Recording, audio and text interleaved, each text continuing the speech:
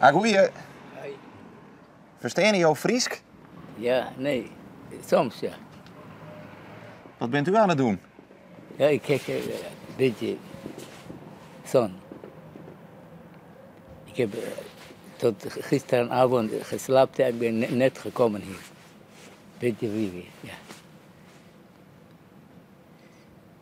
En dit is uw plekje? Ja. Ja. Ik ben pensioen.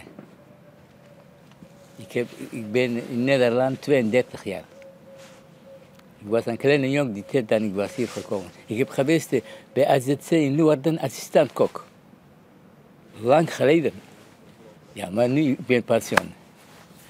Waar komt u oorspronkelijk vandaan? In Somalia.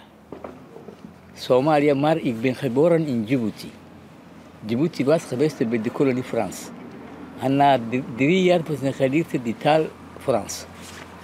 Ja, ik kan goed lezen, die Frans taal. Ja. Maar u bent dus altijd kok geweest? Ja, kok, hier. Hier, jaren 90. Ik was assistent-kok bij AZC hier, in Leeuwarden. Ja. En al die jaren dus ook altijd in Friesland gewoond? Ja. Ja, maar heel mooie mensen en goede kan bij de zee heen en de sporen. Ja. Alles is goed hier. Ja, we hebben alles hier. Ja. En hoe lang bent u inmiddels met pensioen? Nu, dat is 9 maanden zo. Ja, 9 maanden zo. Ja. En hoe bevalt dat? Ja, goed. Heel goed. Voor mij Nederland is heel goede mensen, ja.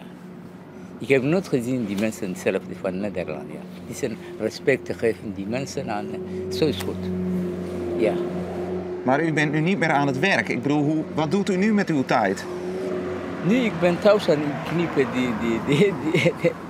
die grond als ja. Ik heb geen werk. Dus een beetje tuinieren? Ja, dan, ja.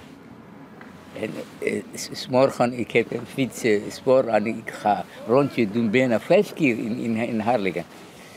Ja, die kant en dan die kant, ja. Ja, heel goed.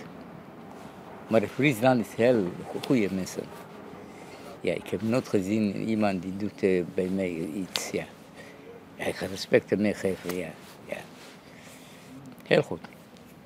En merkt u er niks van dat de maatschappij misschien wel een beetje harder aan het worden is? Nee.